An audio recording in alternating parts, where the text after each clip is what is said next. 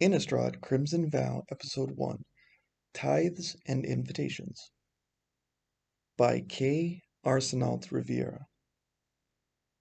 Stencia sleeps soundly, the sleep of the undisturbed, the sleep of the carefree, the sleep of those utterly without worry.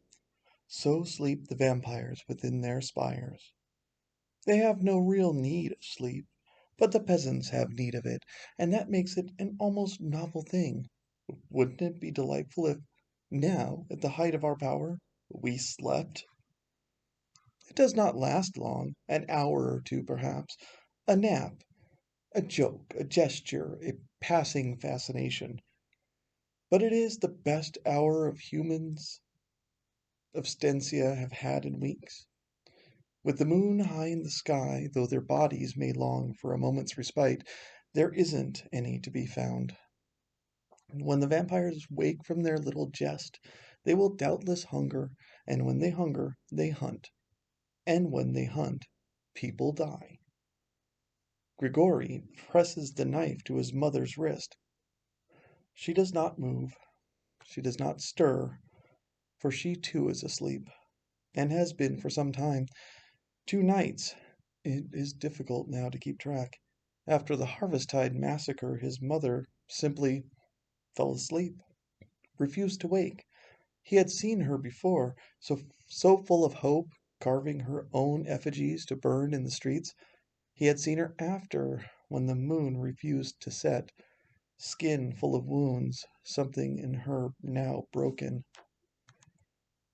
Innistrad will endure, she had said to him, another prayer the angels did not deign to hear. And he sees her now, weeks later, still asleep, sallow-skinned and thin-framed, chest rising and falling, his mother. Her blood drips into a small glass bowl. It is likely worth more than anything he has ever touched in his life, perhaps worth more than everything he's ever touched together, but it is not his. The decree hanging outside his door was very clear on that part. Blessings and good tidings upon the reader, for the day of most splendid joy approaches. We eagerly await your tithes, 1 bowl of blood from each resident, once a night until the festivities. We have even been so generous as to provide you the bowls. Mind that they are enchanted. We shall know if you, ungrateful beast that you are, shatter them. Our representatives will be by to collect. Do not make the mistake of offending them. You know, I should think, the consequences of such foolish actions. We hope that this found you well. If it did not, know that your blood will serve no matter your condition. You are not exempt. Your eternal liege, Olivia Voldarin, unquestioned Lord of Innistrad. He watches his mother's blood drip into the bowl and wonders idly what she would have made of such a proclamation. If she would have burned it, like he considered burning it? If they would have fled together for any place other than this? Stencia. Once he loved this place, its spires, its secular air, its traditions. Everywhere on Innistrad there were traditions, of course, but only in Stencia did it feel like they had proper application. In Kessig, they only suspected they were surrounded by werewolves. Here, the presence of vampires was as natural as the presence of the plague. But how could you manage a plague that had so changed? Some of the villagers had taken up jobs in the castles nearby. If you worked for them, they said you were safe. But sometimes you die out there in the castles while you're on the job, and what's your family to do then? And now the tithes. The people here used to think they were safe, but then those who risked work in the palaces of the damned had to provide their blood. Nothing felt right anymore. Grigori picks up the bowl of his mother's blood. He kisses her forehead. With a fingertip he wipes the rim so that none spills on the ground as he carries it outside. Everywhere his eyes fall there is death, and there is emptiness.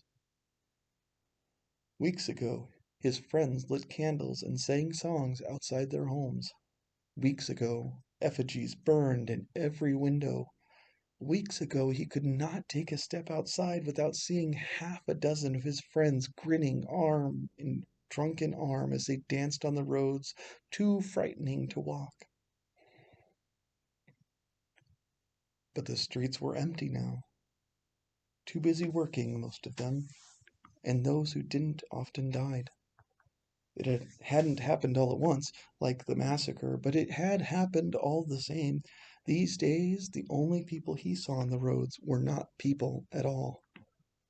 Those who could leave have left, where he could not say. Things had gotten worse in Stencia, certainly, but they'd gotten worse everywhere else too. From the scarce news he'd gathered, nowhere was safe any more. In this everlasting night, they never have to rest. Where could you go to hide from the moon? The life-giving silver light of the moon is now only another kind of pallor upon the world. Grigori sets the bowl down next to its twin, the one he filled an hour ago. Weary from loss of blood and loss of hope, he sits on his haunches and stares up at the moon. Black bats streaked across the silver, a swarm thick as crows on a corpse. And, like crows, they've found something to carry. Ornate black envelopes, slashed with white and red. He sees them as they soar past. Some break off from the others, two head straight for him, each stopping before the bowls. They pick them up in their little mouths. His blood and his mother's. And for an instant, Grigori considers killing them.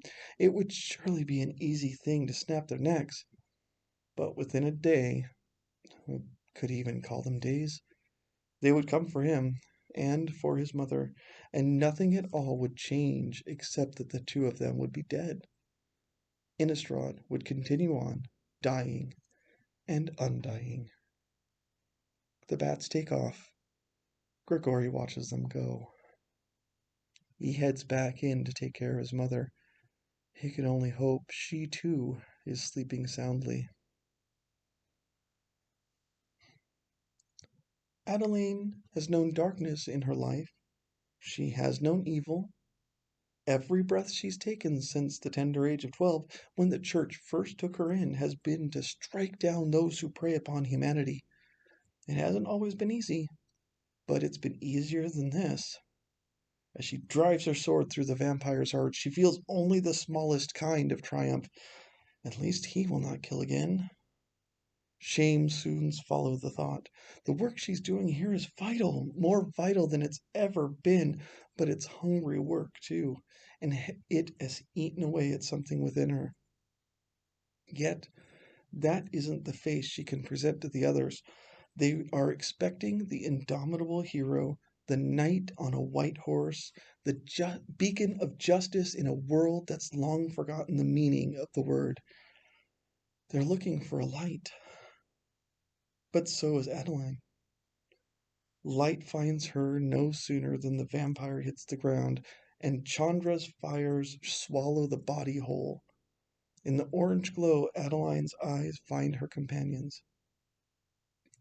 Adeline can put on the brave face for everyone else, but only Chandra can see her now. She lets her shoulders slump. She lets exhaustion reach her eyes. In the dark of the night, Chandra's flames are brighter than the moon. The pyromancer doesn't ask if Adeline's okay. They both know that would be a pointless question. Instead, she squeezes Adeline's shoulder. You know, I found some wine in one of these old houses, she says. I think we've earned a little treat. Despite all that's happened, there's still a twinkle to Chandra's voice. Dimmer these days, but it's there. Adeline lets it guide her for just a little while. It'll have to wait until after the meeting, she says, but you're on. The remains of the vampire smolder in front of them, the stench of cooking flesh crawling up their nostrils. Adeline sheathes her sword and heads upwind. All around them, their ragtag group fights back. Some, like her, use weapons, battling the last of this old bloodsucker's ghouls and thralls. Some do it with compassion. The witch Didama is among the many tending to the sick, the wounded, those who have seen too much and borne too much weight already. Magic cannot soothe all their ills. But the right thing to do is to try. This is the fifth counterattack they've launched this week. A little boy heard that there were those who fought against the endless night. When the vampires descended upon the village of Caro, he ran to them, his feet cracking open on the rocks in the path. Arlen was the first person he found, and it's Arlen who watches over him now, telling him a story as one of the witches tends to his wounds.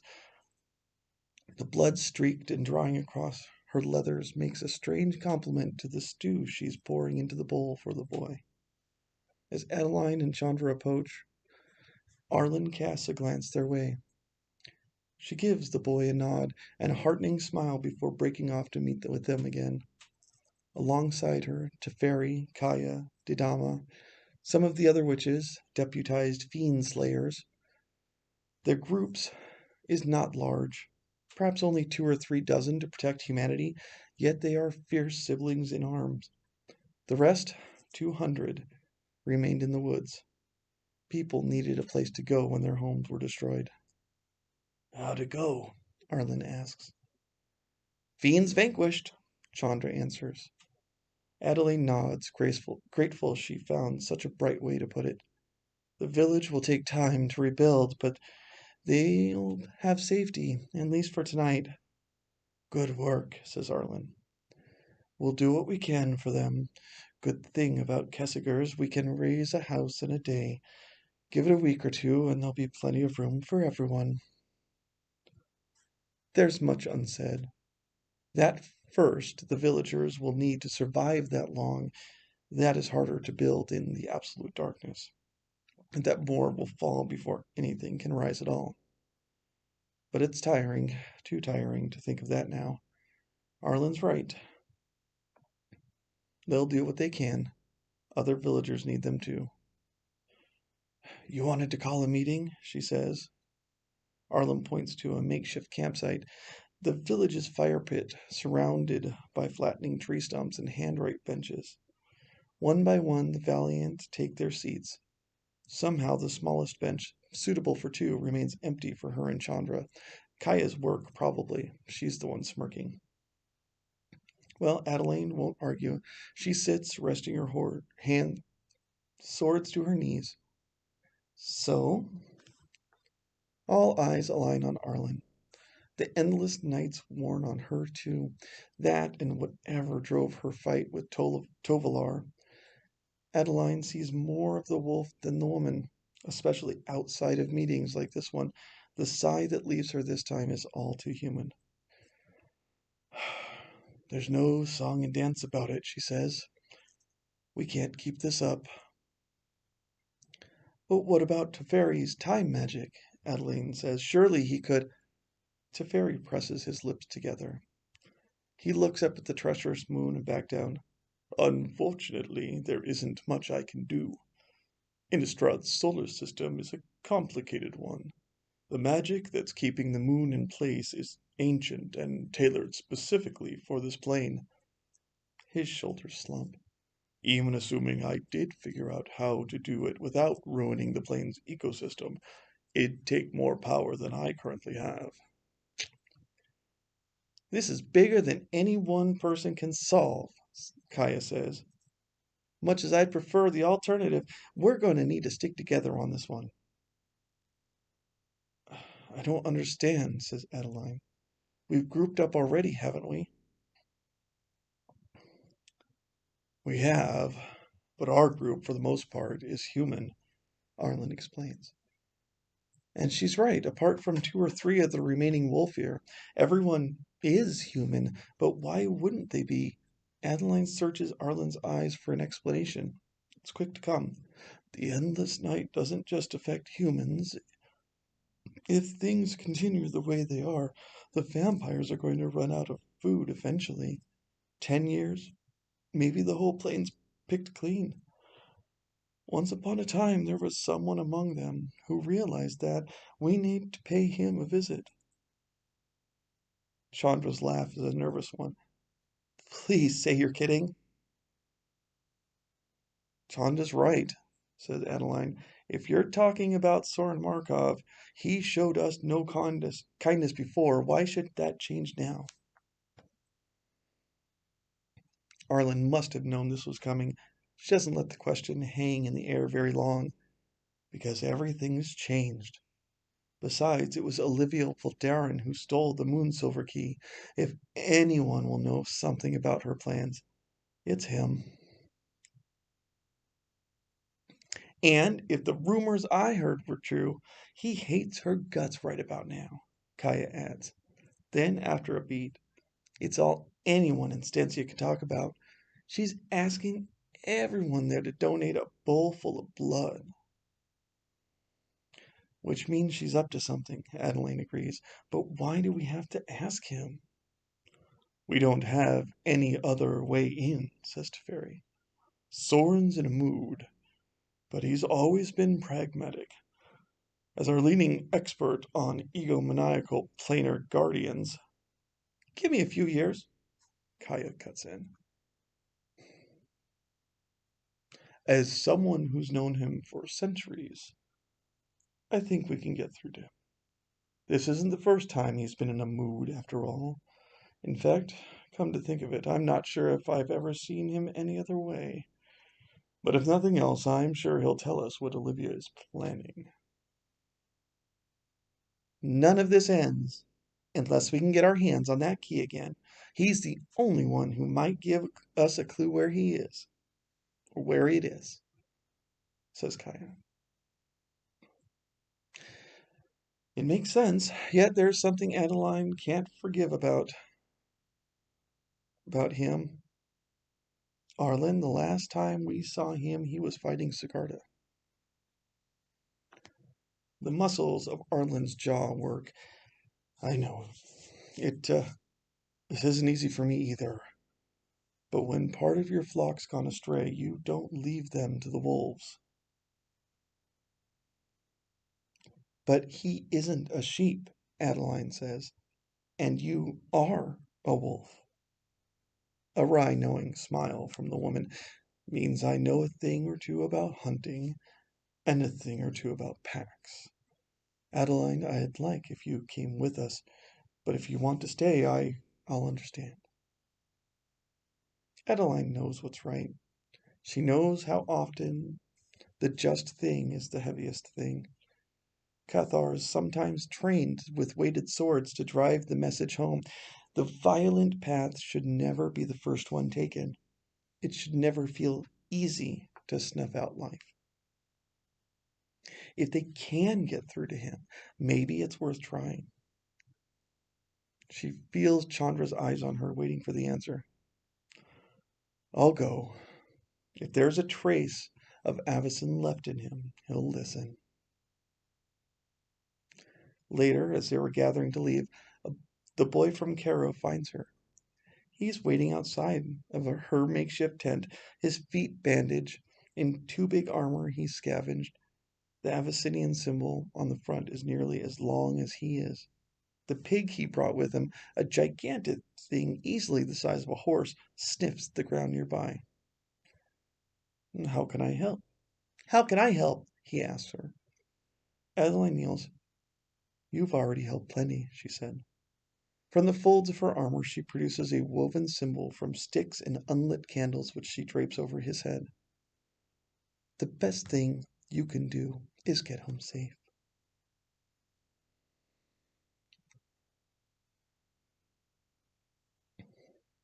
Innistrad will endure. So the saying goes, but one look out the window is all it takes to render that meaningless. There is no way Innistrad can endure this. Soren Markov is sure of it. He's been sure of it for nameless centuries. Inclined as he was to philosophy, he sorted out the truth of the matter not long after his grandfather turned him. If no vampire ever died, and each vampire fed once a month, often killing their donor. Speaking conservatively, the humans took 9 months to reproduce. Well, it just didn't make sense. Even discounting humans who died of disease, Humans who became vampires, humans crunched between the jaws of wolves, and so forth. It didn't work. For Innistrad to endure, the saying existed even then, they would need to either severely limit the number of vampires created or ensure that humans lived. Soren, young then, approached his grandfather with this discovery. Edgar had long fostered the boy's interest in alchemy. Surely, once he saw it all laid out in black and white, he'd realize the grave error he'd made. Edgar listened intently to young Soren's words. More than that, he asked insightful questions at every junction. In that 2 hours, Soren learned more of the world than he had in preparing the presentation. His grandfather cast all his sources in a new light. Soren, do you truly believe I've never had the same thought? But, grandfather, Soren objected, if you have, then why proceed in this way? The future is not intangible. As immortals, we will have to face it. Innistrad must endure. Innistrad will endure. But only peasants feel the need to say so, his grandfather countered. We have eternity to plan for it, or very near to it. The solution will present itself. Grandfather, this can't wait. On the contrary, you're staring at only a small part of history's tapestry, said Edgar. Then he picked up one of his quills and dipped it in ink. The scratch of it against parchment was a dismissal. A small part. He took his grandfather's advice. The solution would present itself. He had to think bigger, had to see beyond the immediate. The thought lingered in the back of his mind no matter where he went, growing more complex with every passing year. It took 6 millennia for the larger picture to come together. But once it did, it felt obvious and right. He felt foolish for not seeing it sooner. Humans needed a protector. He gave them one. Of course, by then, his fellow vampires had nearly drunk the plane dry. It was a very close thing, saving Innistrad as he had. Yet defeat found him, and defeat found her. And now even to breathe the air of this plane fills him with bitterness. Part of him wonders if his grandfather had planned for Avacyn and planned for her eventual fall. Edgar thought of everything, after all, and he knew his grandson better than anyone ever had and likely ever would. Had he planned for this eternal night? Had he known what it would do to the vampire population, to the human population? All his years of life had not prepared Soren for it. At first he'd taken the role of observer, licked his wounds, holed up in the manor, and watched it all unfurl. The others knew as well as he did what would happen if they gorged themselves. But if impatience is the last thing to die among vampires, then inhibition is the first. By Soren's count, they have only months before all the humans on this plane were vampires, werewolves, geists, or just plain dead. His grandfather had been slumbering for long enough. If there was a plan for this eventuality, then it was time the two of them spoke. Soren descends the steps of Markov Manor. His short war with Nahiri, his failed protege, left much of the place in ruins, but the family archives remained largely intact. Buried deep underground as they were, twisted, floating knife blades gave way to graceful white arches and smooth stairs. Here the Geist flame burned bright. Here there was no dust on the steps, nor motes in the air. Soren himself enchanted this place. If all of Innistrad were to collapse in on itself today, his family archives would remain in testament to their own foolishness. There were the books, of course, the first things to greet him, carefully curated collections of all the plane's wisdom. His grandfather's journals were given special treatment here, bound in golden covers and displayed beneath the purest glass. 3 bookcases comprised Soren's own journals. those he was not actively rereading or writing, the musings of generals, alchemists, even Cathars and Abyssinian priests, winked back at him from their places on the shelves. Save us, they seemed to say. How often people said those words to him, he grew weary of other people's problems, of saving other planes, of the vast and complicated web he'd woven in his unending life. Innistrad. At least he knew Innistrad.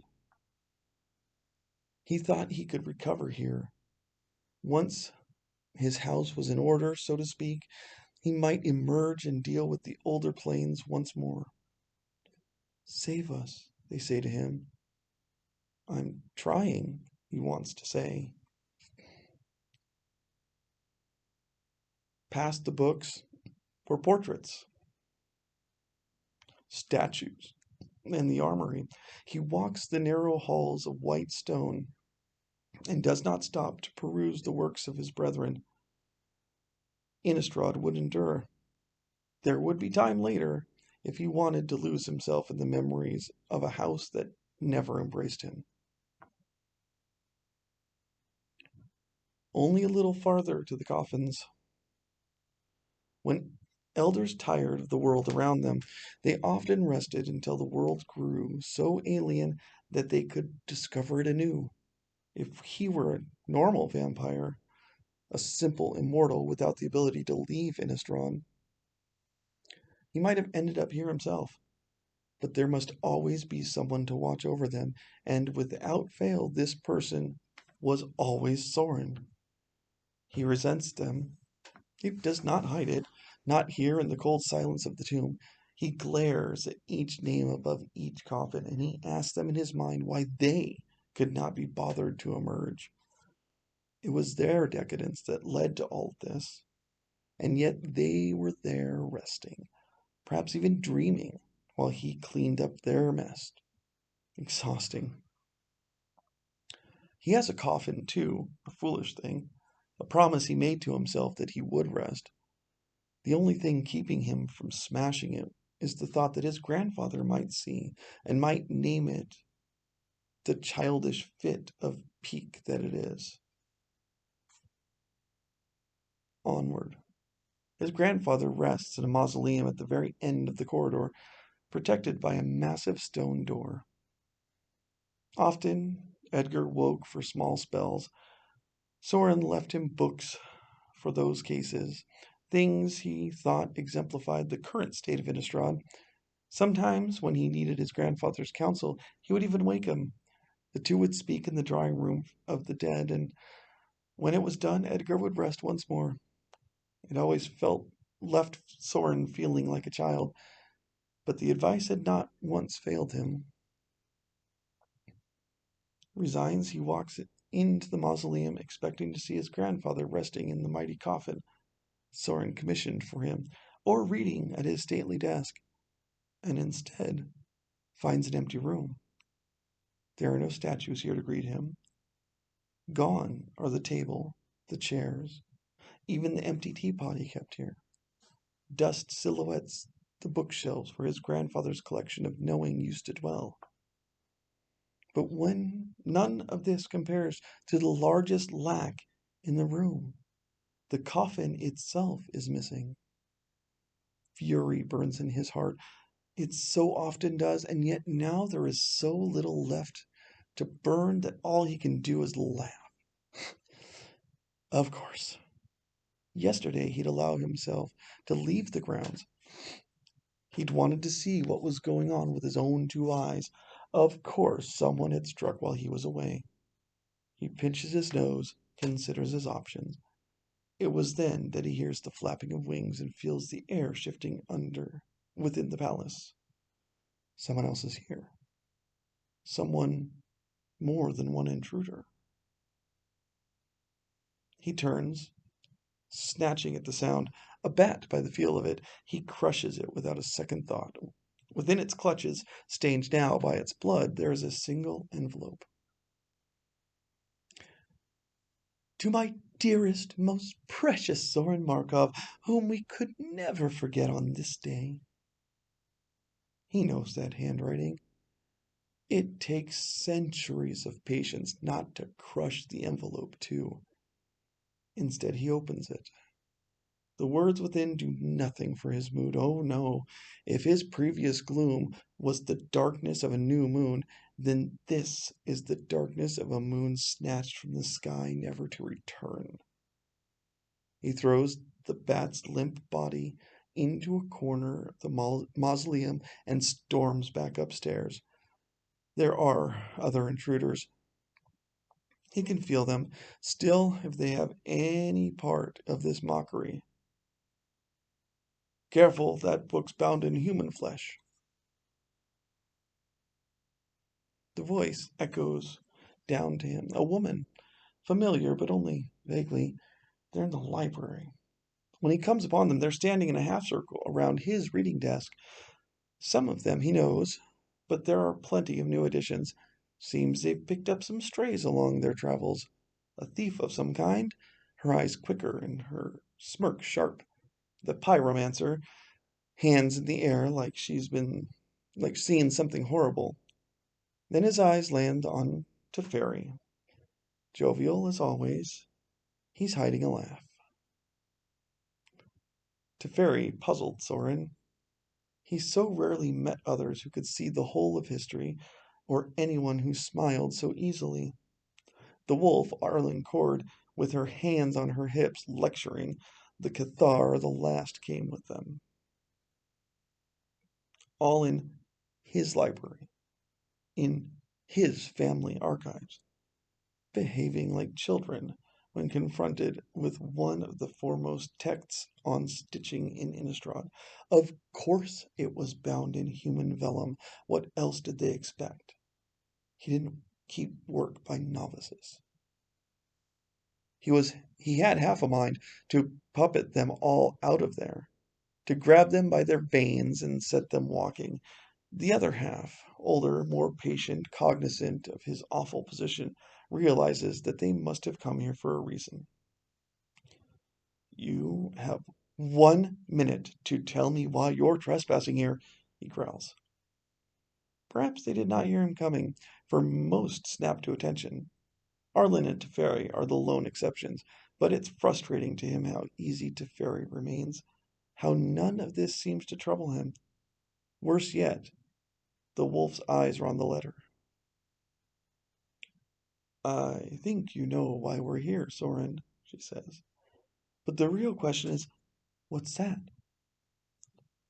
He could refuse to answer, but the truth, loath as he is to admit it, is that she's right.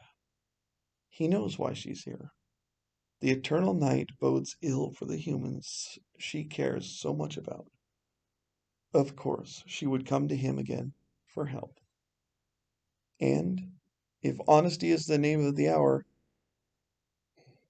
he throws the letter upon the table.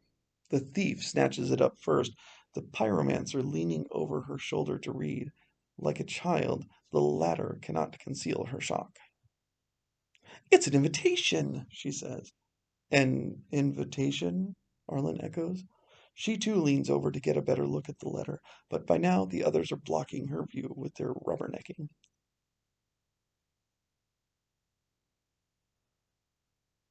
To a wedding. Olivia Valdarin's wedding. The name is poison on his tongue. She's stolen my grandfather. If they marry, they'll form the largest of the vampire families. She'll rule all of Innistrad. Arlen snatches the letter away from the pyromancer. He watches as she reads it, watches her jaw work, watches as she realizes he isn't lying. Then she fixes him with a look of surprising determination. Looks like we've got a wedding to crash.